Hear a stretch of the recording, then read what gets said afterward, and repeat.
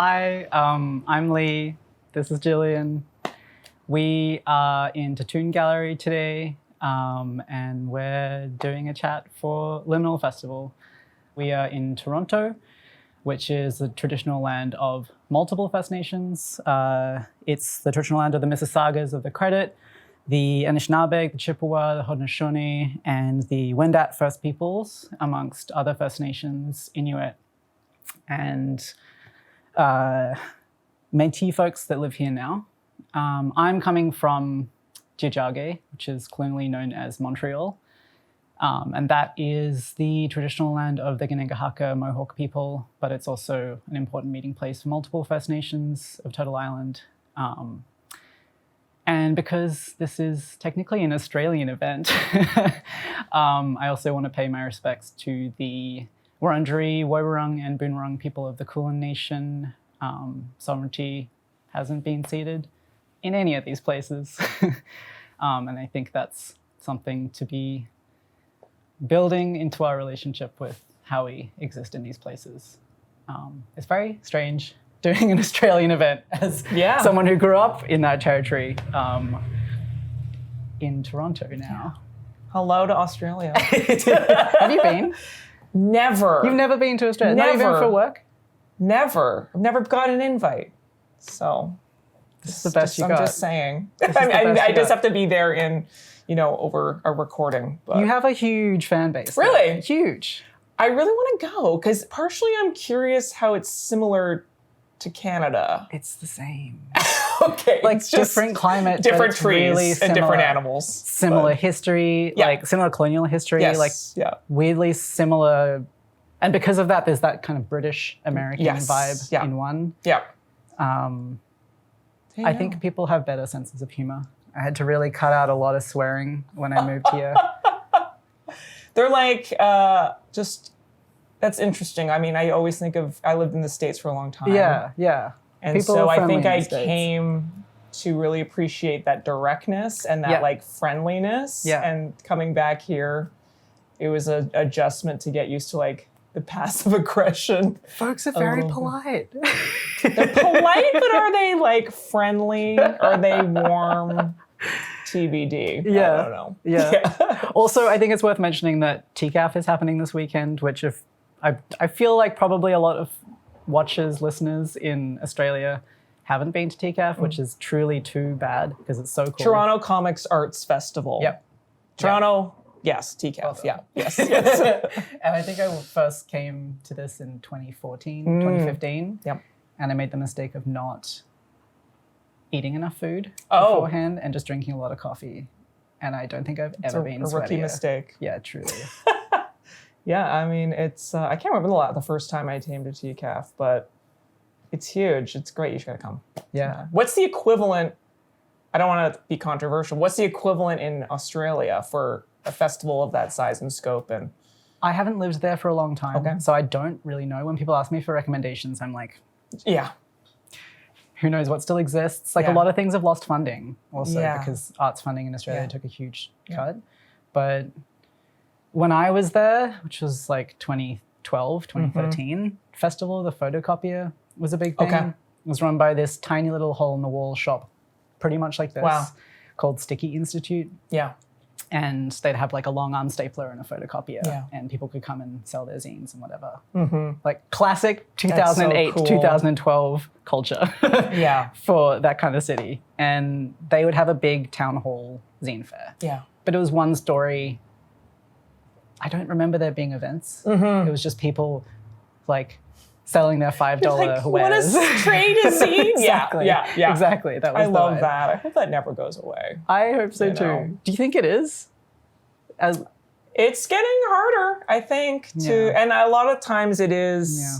What's nice, I think, is happening in Toronto now is that there is a new generation of people willing to do the organization. Yeah. It's like herding cats, trying to organize cartoonists. But truly. Bug Milk is a thing that they do the readings here, and there's a new crop of younger people willing to take on putting stuff on and organizing things and starting new festivals. And even Zine Dream did feel like an upstart, Yeah, true. At some point. So because a lot of the times I do feel like it is the work of one person or a small group of people or a store or something that decides to put these festivals on, and people get older and people move away and all these things. And it's tiring. Yeah. That stuff is it truly is like one person often. One person even this might space, get tired. this used to be, Johnny P, his name was, and it was called Weird Things, and he had antiques, but also art stuff. And I had a quilt show in this space, then he moved away, and it was really lucky that Jeanette LaPalme could take it over and make it what it is now, and it's transformed the space, and it's still stayed in that community, but that doesn't always happen. No, rents make it kind of impossible. Yeah, I mean, I think a lot of stuff boils down to housing and rent and commercial space, and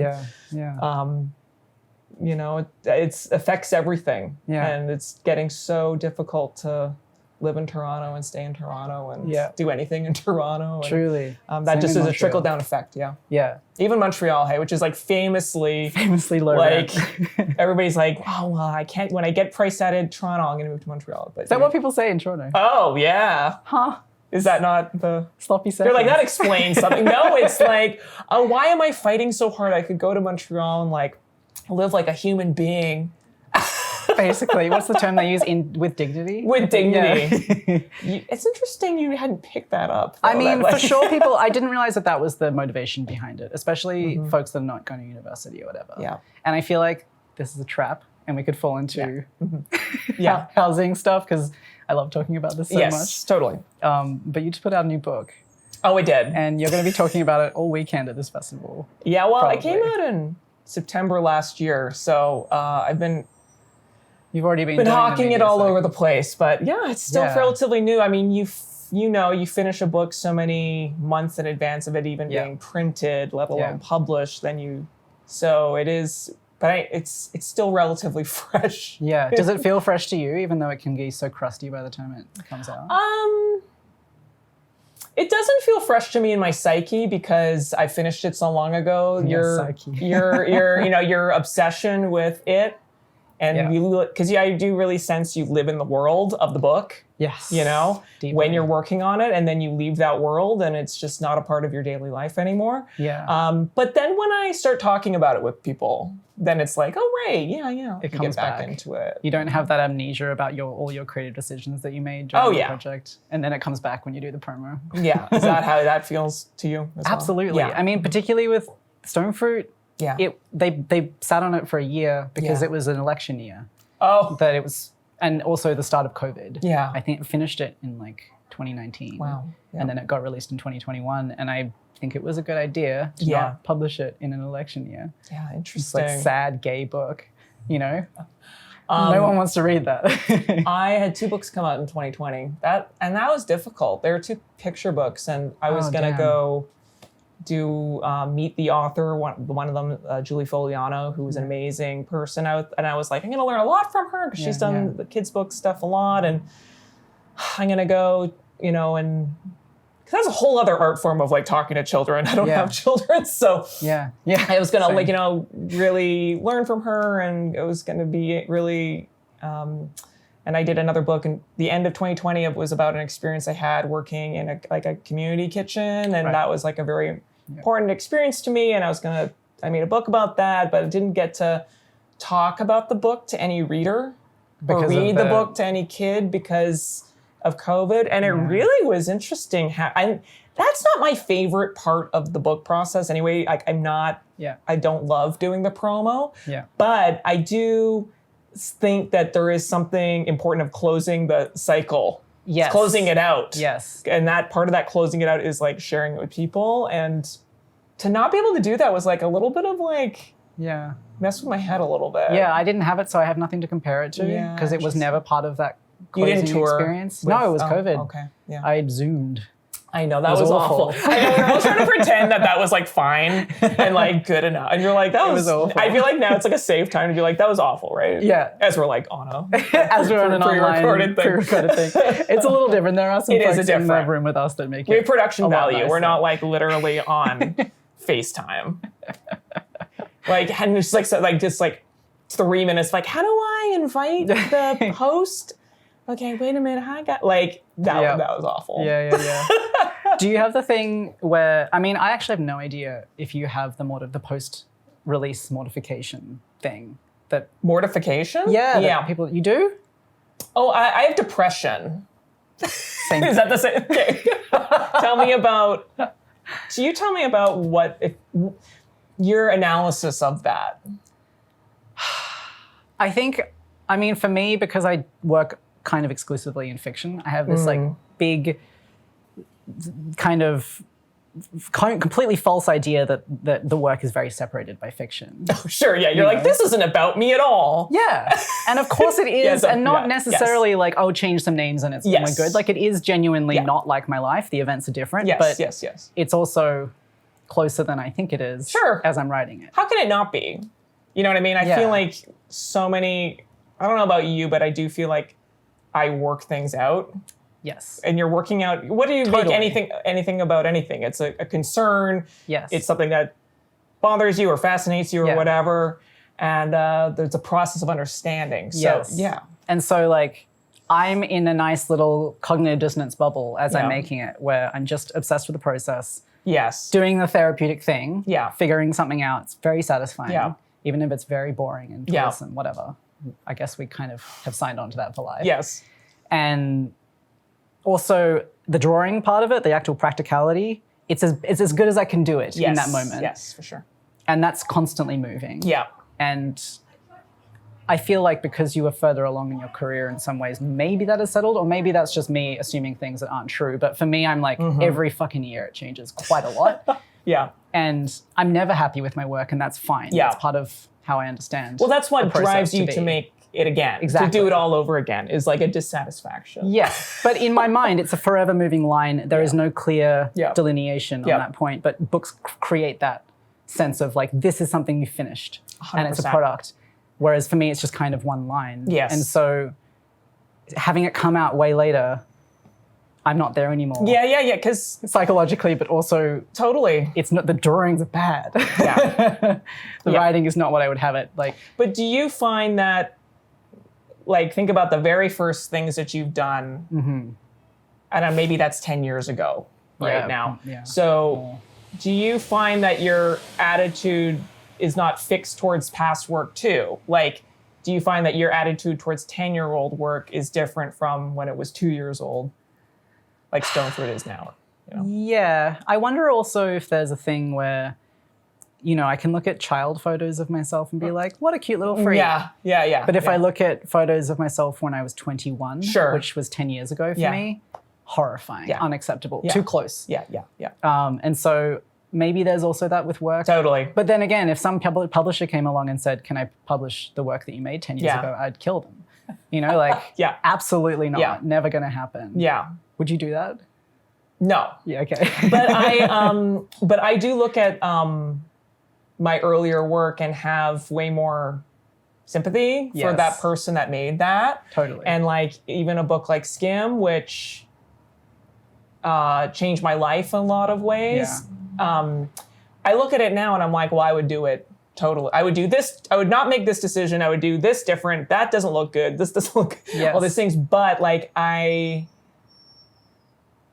there's something about looking at that book where I feel a sense of like melancholy of like I can never go back to being that person. Yeah. Of just like I don't know what I'm doing, but I'm doing it. Like that's like such a great feeling. And I talk to students a lot, and you can never impress that concept on them that like, no, you're in a great position that you don't know anything. Because they're just like, I don't know anything. Like, I want to know everything. And you're like, no, it's like great that you know nothing, because you are, I don't know, it's just very pure. Like you're really grasping around and figuring stuff out. And that's like the kind of art that I love. Yeah. Is like being able to see somebody thinking, like looking at it, right? And some of that does get buffed out. Like once you become more proficient, right? Yeah. So I look at Skim now and I'm like, I would do this so differently, but I would change nothing about it because it's so of a time and it has a charm about it. That's my, but I really get like, I've never had a baby, so I can't say, but it does feel like postpartum depression or something. Oh, yeah. Like it's not a part of you anymore. Well, it's this thing you've held yes. every day for how many years was roaming? 3, I mean, 4? We wrote it in 2019. Whoa. Yeah. No way. And then I couldn't work on it in COVID because it was like supposed to be very lighthearted, right? Yes. It's supposed to be very energetic and it's about travel and like we didn't know if we were gonna ever travel again. And truly. And it was supposed to be very energetic and youthful and all these things. I'm like, I feel the opposite of that. So I can't make a book about that. That would be no point. It would just ruin it would be transmuted onto the work. That makes a lot of sense. Did you find that after having written it together and then taking a pause, you came back and you still wanted to work on it? Because ideas, I feel like if I'm not white knuckling it from beginning to end, I might drop it. Yeah, I mean, part of that that does happen, but you've already sold the book, so you don't have a choice. You have to do it. Like sometimes people, I think somebody asked me that. Like, I'm just like, well, I already took money, so I have to like finish it somehow. Yeah, and that's a skill, Yes. To the point of like of getting older, and does that still happen? That sense of loss or discombobulation or whatever. Yeah. I was thinking about this because like I do feel like I'm firmly like mid-career now, and like you're like, oh, all the stuff that people said about being mid-career is true. Like, tell me what kind of things. Well, I'll just finish this thought of like you've done this, you've done books, a succession of books, and you feel that way every book where you're like, I accomplished this, but I didn't accomplish this. This is not how I thought it was going to be, and the sense that like that. Because every book is an era in your life, and oftentimes I just feel like they bookend a time in your life for a year or something, and there's like a time passing element to it, but it doesn't freak me out as much. Yes. So that's the wisdom of like being mid-career or being older. Yeah, is that you don't feel as scared, as much of a failure, that you're like, you felt this way last time and it ended up being fine. So yes. Calm the fuck down. Like maybe a bit more faith in the process. Just calm down. Like you've been here before and you felt this terrified before. Yep. You're like, you felt that you had not done a good job before and it was fine. The world didn't end. The world didn't end. Yeah, so it's I feel not like that that's deep. This is really not that deep. So, that's the wisdom of maybe being a little older and having done it a couple times.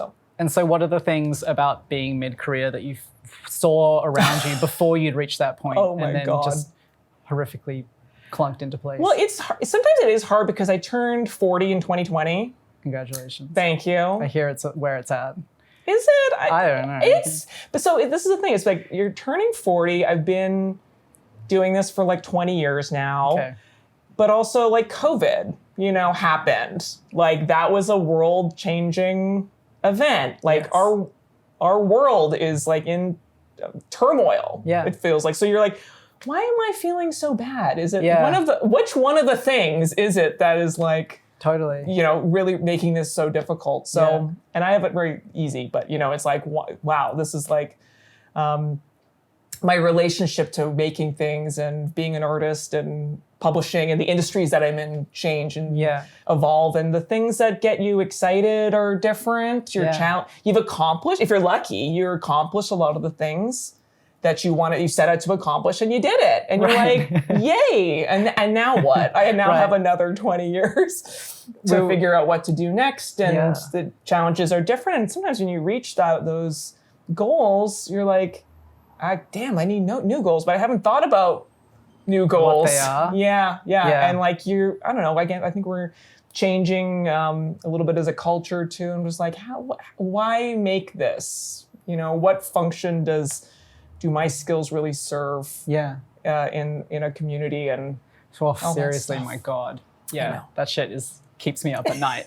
Even before COVID, but I think even more so now. Yeah, and I think that those, God, I think that those are very perpetual midlife things. Yes. And mid-career things that you would hit anyway, but it does have a sense of urgency now. Yeah. So I don't know, where do you feel like you're approaching that point, or, okay. You're still striving. Well, it's tricky because it's like, what am I striving for? You know, like I was never been a particularly like success-oriented person in that way. Like for sure, when I was a kid, I was like, I want to get published. Yeah. I want a book that goes thunk when you drop it on the table. And it was very satisfying to hit that point. That was really cool. It's also horrifying, especially to think about how many copies are going out. Something about the mass. Yes. At the time when it was being published, I was working, like my studio was a little mezzanine desk in a pottery studio. And my best friend, who's also deeply existential and community-minded, makes pottery and has been a production potter for 15 plus years, probably approaching nearly 20 now. And we both were having a lot of conversations about the weird pride of hitting a point that you wanted to get at, which is like, oh, I can make money off this. I can make my living. Like, I have community around this. Like, all these cool things that were the kind of sticking points of striving towards earlier. But then also like, why am I putting this much shit into the world? Like, why am I putting out this much physical stuff? Why am I doing that? I stopped tabling because of that. Interesting. Even though I love zine fairs. Now I just want to be that person with a fist of cash on the other side of the table looking through stuff. Because something about, I mean, it's just distancing myself from something that exists anyway. But physically printing it myself is too confronting. Interesting. In that way. So that's kind of me managing that feeling a little bit. But ultimately, nothing really satisfies it in the realm of actually making. And a thing that has helped me in the last, I guess, 10 years has been trying to distance my relationship with my practice to any kind of community organizing that I'm doing. Because trying to combine them is too complicated. Interesting. So you really keep those set, which I think is a great reminder to artists, because sometimes they're like, how do I activate my art? And you're like, that's not the only part of your identity. Like, you're a whole ass person, you know? It's like, in fact, like your corporeal body might be actually more useful than your skills as a drawer. Literally, like I'm pretty good at biking. And so I'm like quite good at grocery deliveries or like getting shit different from point A to point B. And that is very satisfying in a way that like trying to create a political comic in a moment when the world is on fire. Or, you know, a whole people are being under siege or being genocided. Like these, I can't connect those two things easily. And they also, it's very solitary being at a desk and trying to do the thing. And I'm slow. Like I physically am slow drawing, and I'm also slow thinking of ideas and writing them down. And so maybe if you didn't hand paint all maybe your if I didn't hand paint everything. Keep on hand painting. So I mean, you've been digital for a hot second, not exclusively. Well, the last book was all digital, and now I'm doing textile stuff, which is the opposite, which is a whole other conversation. But just thinking about how a lot of times, like I feel like over career stuff, it's like stuff that seemed very secondary then becomes primary. And like that was definitely comics actually initially, because that was a thing I had started when I started being an illustrator. But I didn't assume that you make any money doing it. So I always kind of don't for the most part. Yeah, it's weird. It's like, what is making money from comics? It might be selling the option to it or something. You know, it's weird. It's weird that way. But that was always a secondary activity. They became more a primary activity. And now I'm just also thinking about teaching. Like teaching was always a day jobby kind of thing to supplement your income, because a lot of art people need to do that. And then I did some like mentorships like a couple years ago, and I got to do it one again. There's just like a little bit of effort to like get off the ground and stuff. Was this the free mentor program? Yeah, I did it like, I think there's maybe 5 or 6 people that went through it. And some of them like got books published and like, I'm sort of seeing like the fruits of some of those conversations, like even just now. And I'm like, I got to do that again. And I was thinking about how, cause as a way of being useful.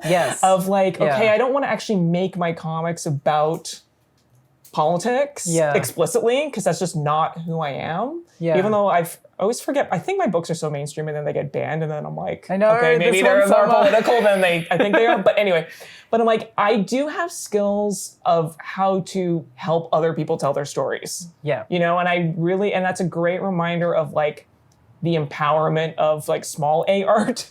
Yes. You know, in which we can get as a professional a little bit jaded about. You're like, why? Totally. Like, what is this? It's all just an industry and all this stuff. And it's like, and I do stuff with adult literacy too. And you're like, and that's just a great reminder. It's like, you can actually like dial it back and like get, like, it's great to be reminded of there is so much power in and empowerment in like making something. Yeah. And it doesn't need to be like a professional thing. Totally. It doesn't even need to be good in these like this small little framework way.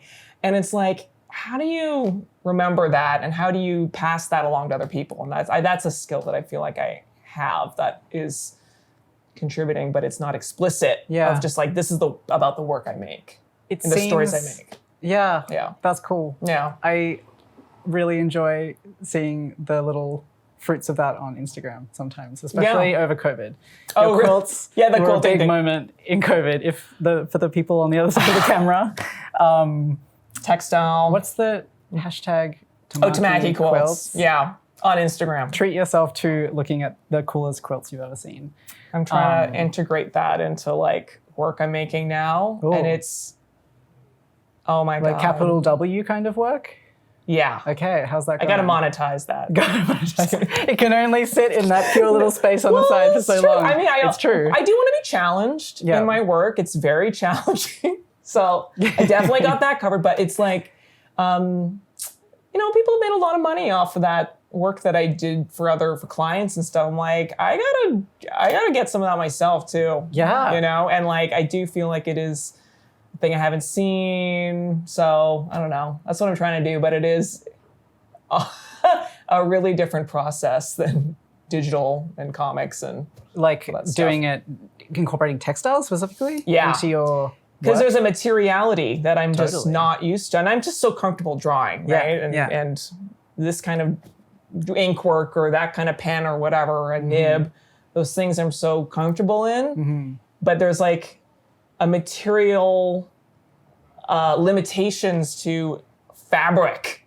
Like fabric only bends one kind of way. Horrifying. And like you're dealing, it's almost binary because there's like, everything can only be the maximum width of a thread or a minimum. You know what I mean? Yes. Like, and you can only fold under thread or fold under fabric that much. So you're dealing with these like very concrete physical limitations that like, because I've been always very free flowy with my like textile work. Now I'm trying to fit into a process. Into a narrative process as well? Yes. Damn. And that is really difficult because you can't just, I mean, that would be cool, but I'm not this is not what I'm trying to do, but like, if you just wanted to print 5 amazing improvisational things in a book, that'd be great. I would love to look at that book, but I'm trying to make like a narrative.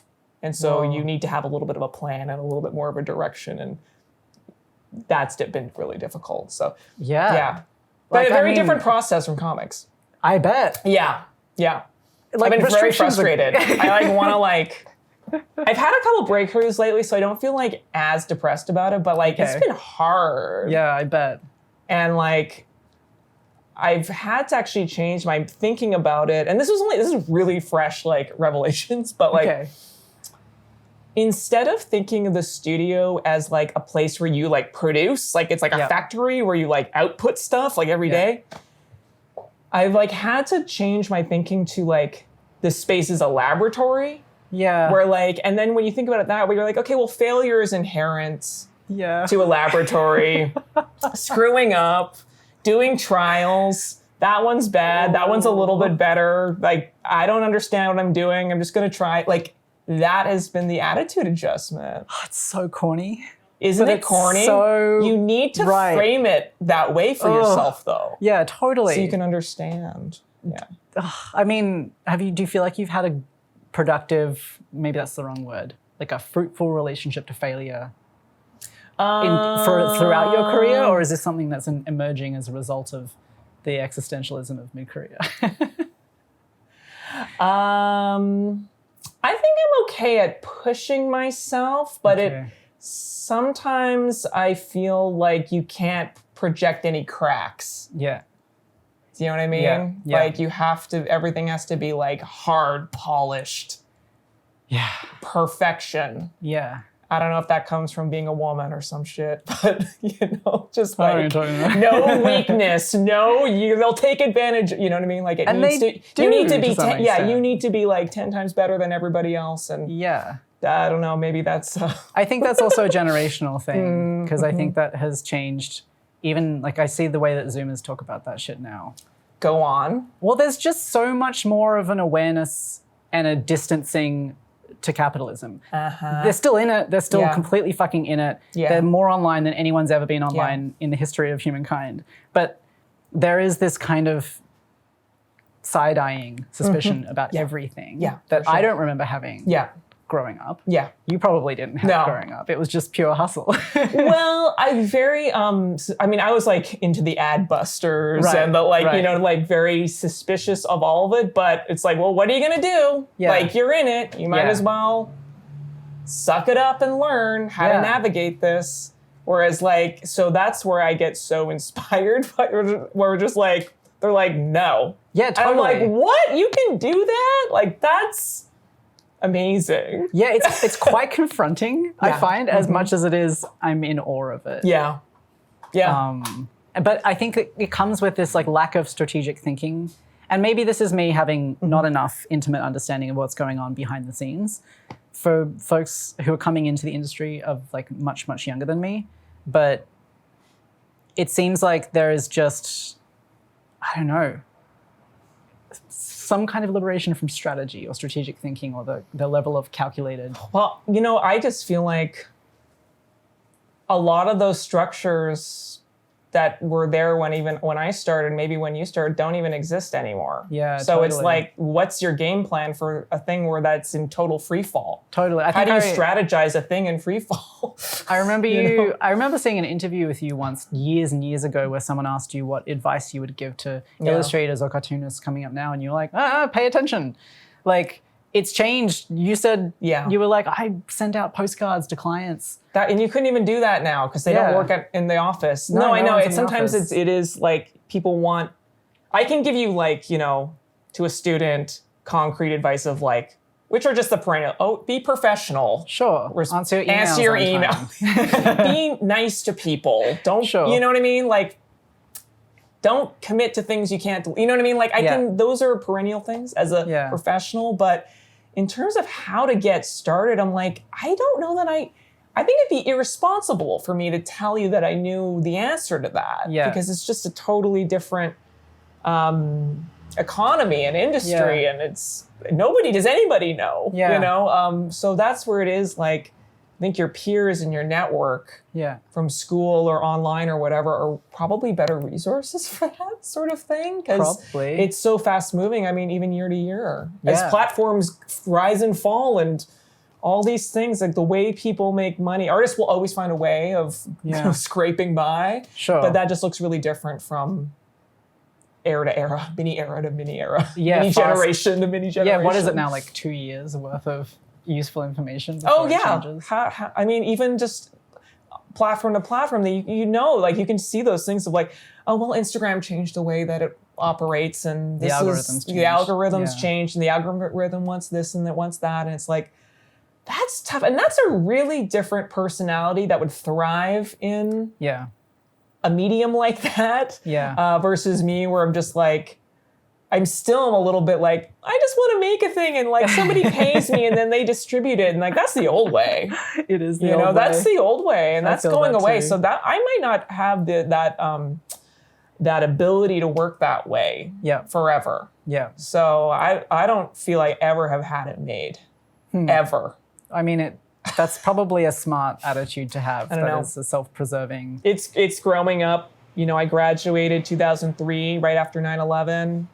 And that was in like a really difficult time economically and in the industries that I'm in. And then 2008 and now. And it's like, so I just have grown up in a time of like everything can change all the time. I was talking to an old organizer who's really involved in Palestine solidarity activism right now. And she was like, God, it's so annoying, all these young people saying that that we're in a moment of great crisis right now. We've been in crisis as long as we've been alive. Like it's never not been tumult.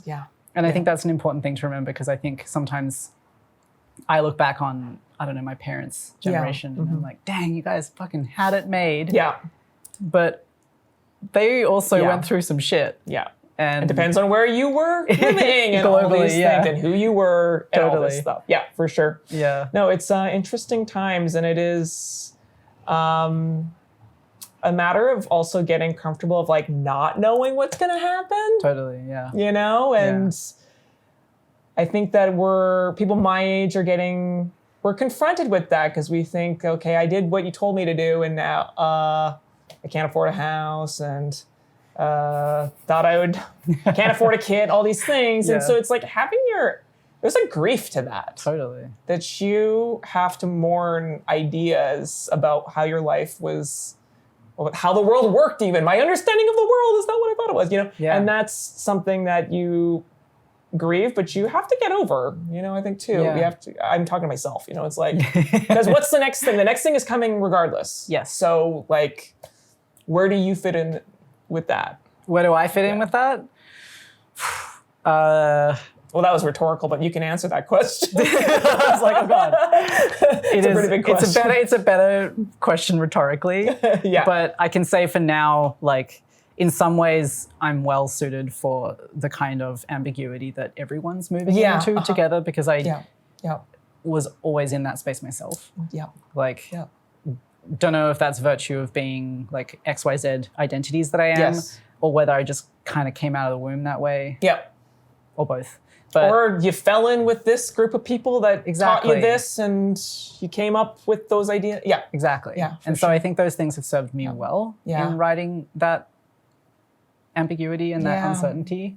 But I mean, in terms of just thinking about what this industry that we're in is going to be in like 10, 20 years, I just don't think about it. Well, actually, which is not so funny, because we're talking about AI all the time.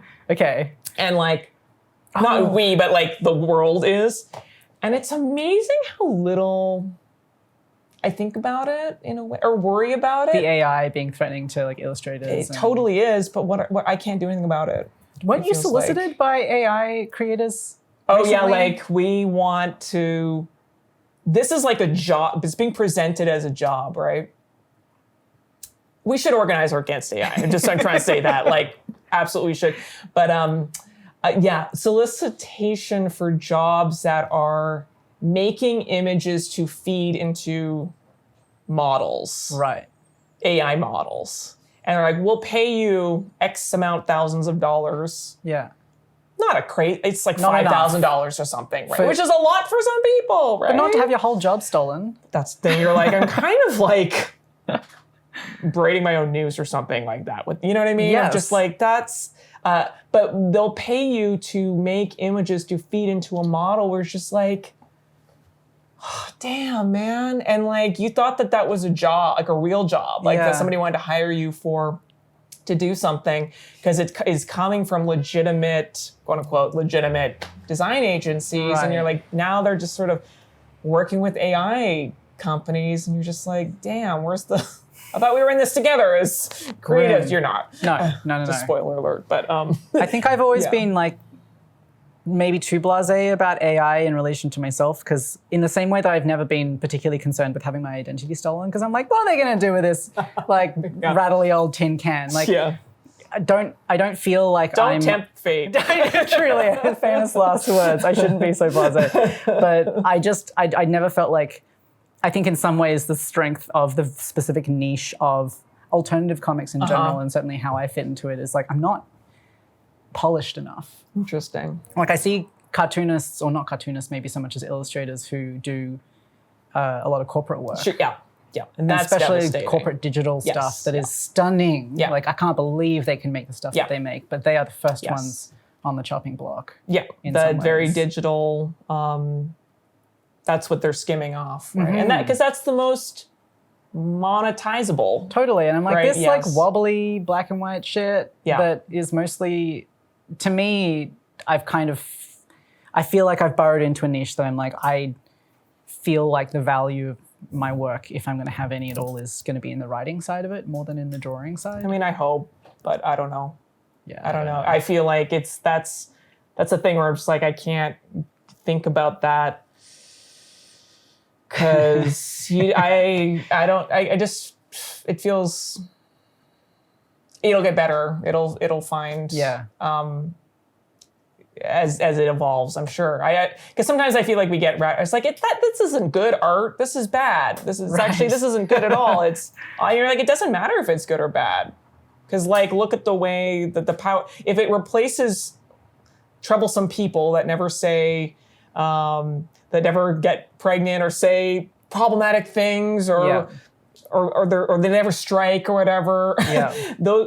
Dealing with humanity is like problematic to like companies, you know? It's true. So I feel like sometimes if it'll save you money and you don't have to deal with like pesky human beings, they're going to use it regardless if we as consumers like it or not. I mean, I'm in a little bit of I'm like a pop culture hound. Like I have always loved pop culture and visual culture and street visual culture and like the culture, the art in the world and images, right? Like I've always, that's like a core part of my like identity, I feel like.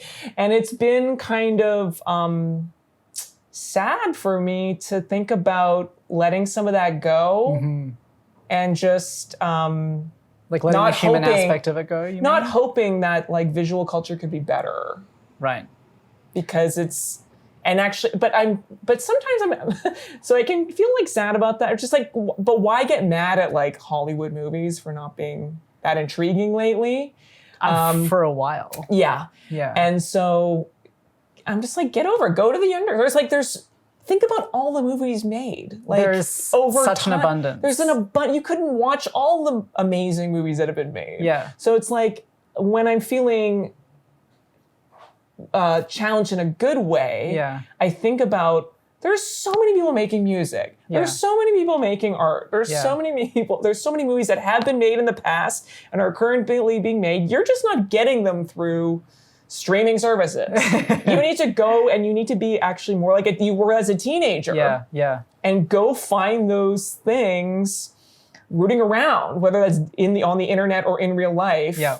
And like paying $30 for a thing. You know what I mean? What a concept these days. But that's the way I was like a teenager. Like I just go to the library and like dig around and stuff and go to weird stores and just, you know what I mean? Like that's what I was like when I was a kid. How is it doing that stuff now when you're in the midst of a project? Because I find that there's a period where I can't have a bunch of stuff coming in because it's gonna throw my focus. Yes, definitely. So now postpartum, yes, are you able to kind of let that stuff in, or are you already eyes deep in getting something else? Again, I'm kind of like really into the textile stuff lately. Okay. I'm not making any comics and I'm rarely even drawing. Dang. Because it just feels really, like that's my obsession at the moment, or my like hyper focus is like trying to figure that. And so I'm like buying a lot of quilting books and just trying to read about the history of it. Yeah. And like I'm learning even just so much about the, not just like what you can do with it, but the history of it. For example, like relationship of embroidery and needlework to like incarcerated people. Like throughout history, you know, and that's super. I'm like, it's fucking cool. That's so freaking cool. Yeah, it's such a good moment. The romance of that all exploding outwards. Yes. I remember that in comics, and I missed that moment. Yeah, where you're like, oh shit! Like I can go really deep into this thing, and like I'm coming at it from a maker point of view, but like, whoa, there's so much to learn about this, and it's connected to these other things, and wow, like that's a really cool one. So I'm like having a bit of a moment. Maybe it's springtime is making me feel like more optimistic about stuff, but I've had a couple. I'm like, actually, that challenge of finding for example, reading. I've been like listening to like on internet radio lately, and you're like, this is great. Like, what the hell? Like, why wasn't I doing this before? So trying to just. But you were somewhere else before, right? Sure.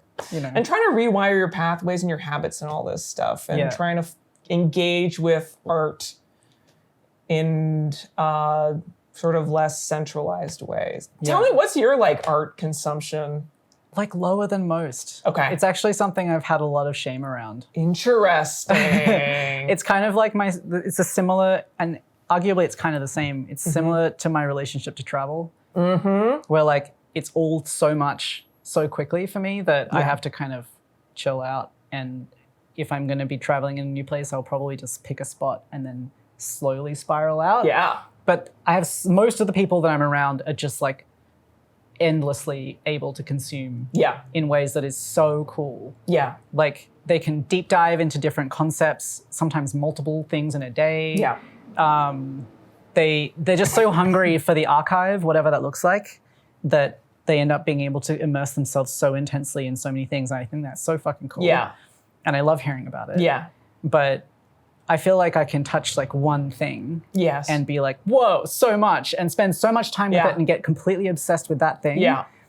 Very special interests level. But then it's like everything becomes pale in comparison. Interesting. I can't hold a wide scope. And I think particularly in comics, I've loved being around people who can hold all of it at once. Interesting. Because they end up reading like everything. But you said the word shame. Yeah. Interesting. Why? Well, it triggered something of me. It's like, I feel like I'm not a deep diver. Oh, right. I'm like a skimmer. So there's no way of doing it right, is the moral of this. And I felt shame about that in the past. Because it felt like the right way to go about that is to be very academic. Yes. And I'm not academic same. At all. Like, I am such a generalist. I'm like entranced by a lot of things, but I never go super duper duper deep into, like I just said, I'm obsessed, and I am, like, I'm on that tip right now, but like I've never had what I'm trying to say is, like, I've never had an encyclopedic knowledge of comics. Right, I mean, same. Or like the history of like, for example, I was in the Oslo Comics Festival. Okay. And this was like so many years ago. And it was on a panel with like Seth and like Chris Ware and another artist who I do not remember their name. They were Norwegian and I apologize. But they sprung this game on us like halfway through this panel. And he's like, hey, we're going to play a game. I'm going to show you guys marks from like famous cartoons. Okay. It was just like a nib mark. Oh, I thought you meant like Karl Marx for a second. Oh, no, they were like nib marks, like ink marks, but isolated. So there'd be like 3 little lines. And he's like, I want you guys to guess the cartoonist. Jesus Christ. And so you know, I think a lot of us got the early one, like Charles Schultz. Sure. But then like it got more obscure. And then it was like Seth and Chris Ware were like duking it out. Because they both because they're like academic knowledge, right? Or photographic memory, or, you know.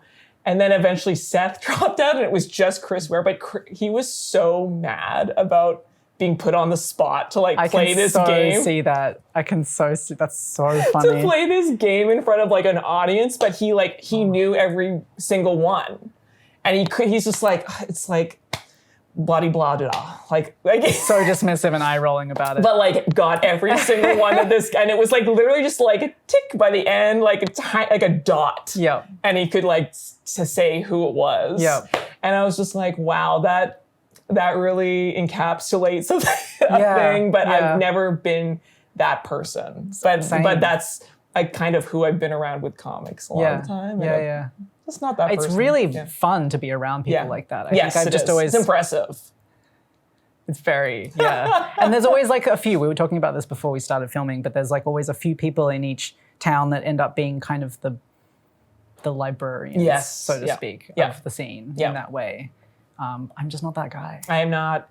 I'm a maker person. I tried to deny that a little bit when I was in high school. Like I so badly wanted to be intellectual and like be like a smart person, like a cerebral person. Yeah. But like in reality, or a really creative person. You're not really creative? I think I have creativity, but I think that the creativity comes through like literally tactile practicality, making stuff, outputting things, just like And I mean, Linda Berry talks about this a lot, like so much of there's like creativity within moving your hands, literally. Yes. So, and because there's like a brain connection with moving your hands. And I am so like, if I don't bake something or draw something or sew something, I'm just like, if I don't do that a minimum amount per week, I'm like, get really sad. Yeah, good to know. Yeah. So I feel like but that took a long time to like realize about because I was a little bit in denial because I wanted to be more intellectual. I mean, the grass is greener. All the intellectuals and of course, especially all the authors I know who read a ton of stuff. Have their own problems. Yes. Yeah. No, it's always grass is always greener, right? And that's the beauty of you bring this and I bring that, and that's why we need other creative people around us of whatever. Definitely. Ilk.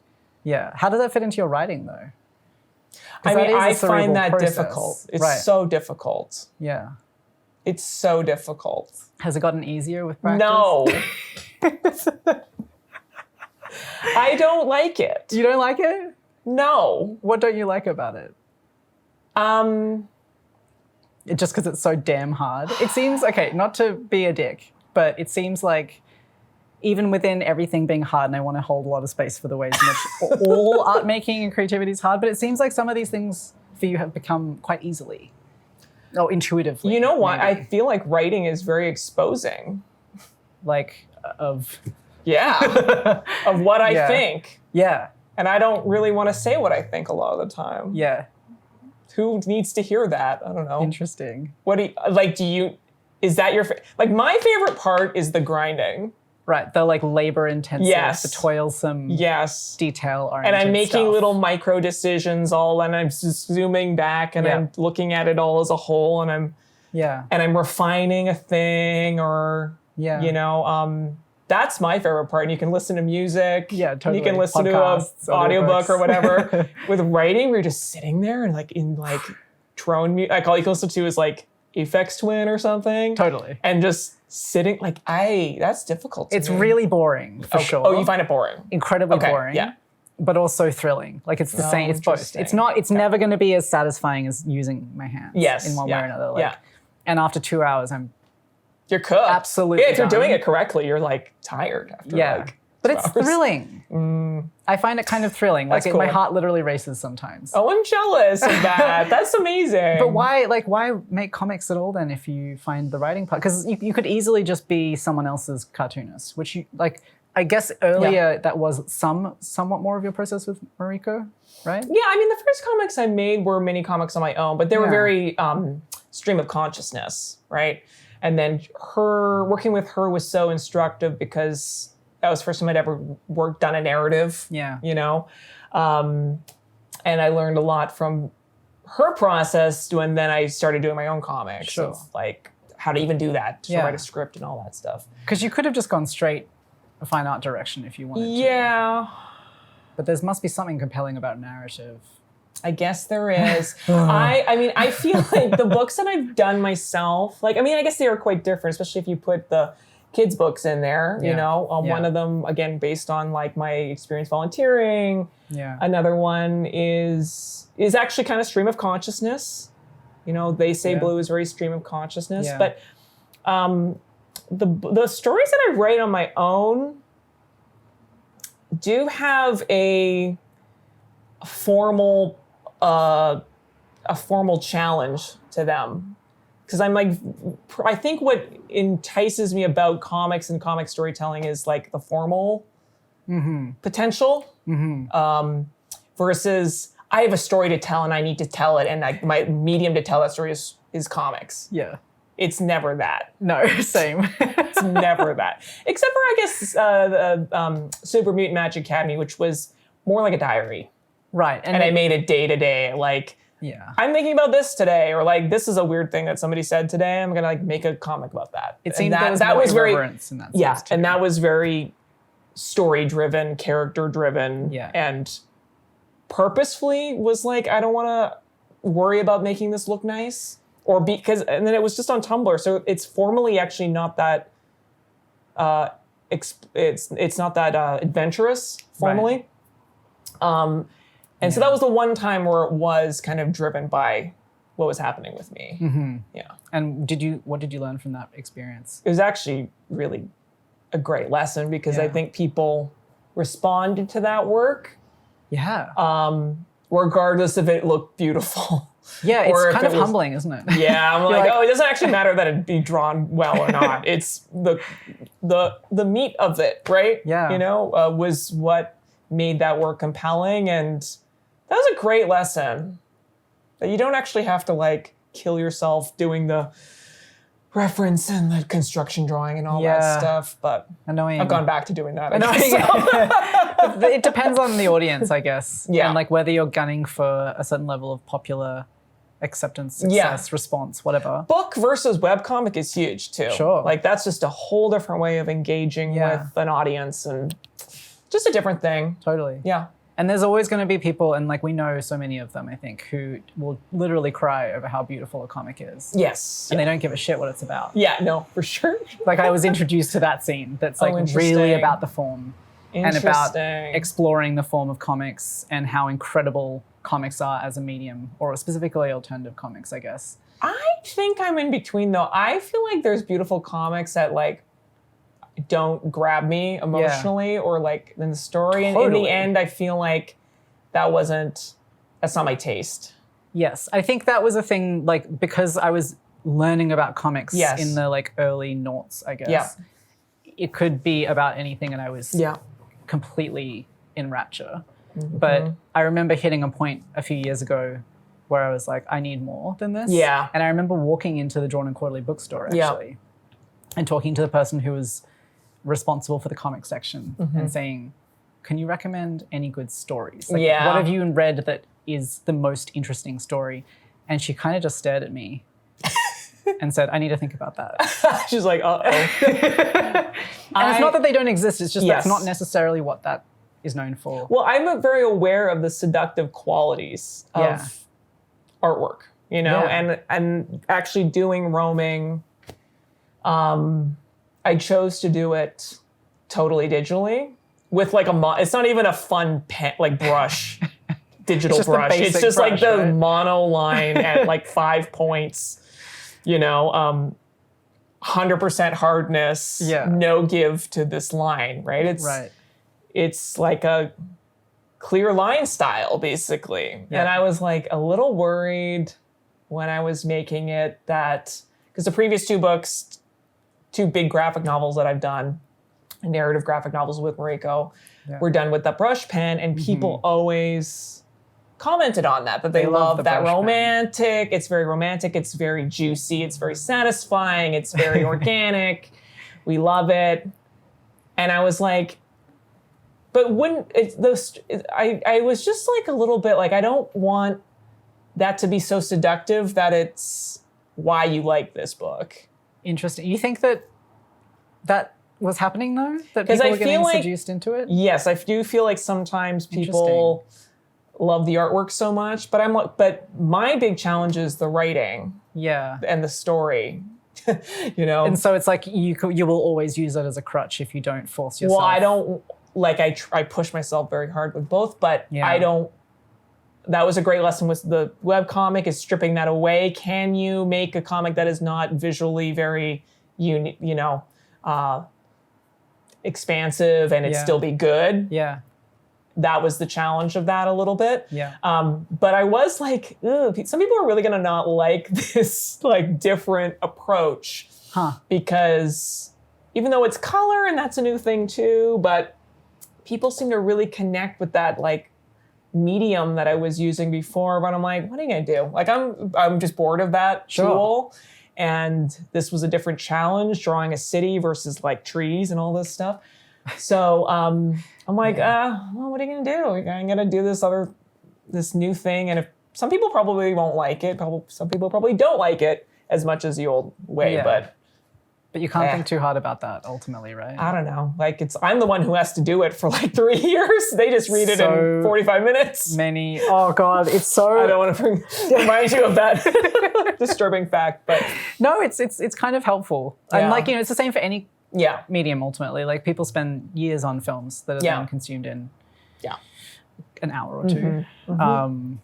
And somehow I still find it a compliment when I hear that someone's read my book very quickly. Oh, totally. Yeah. I think especially now, you're like, I sat down and I read it for 2 hours straight. That's a pretty big compliment. Like now where people, they're giving it as a compliment, I think. They're like, I don't do anything for 2 hours straight. And I read your book, but Which is nice. Yeah, it's nice for me when I do that too. Yeah, I think I read that book in. For sure. No, definitely. One sitting.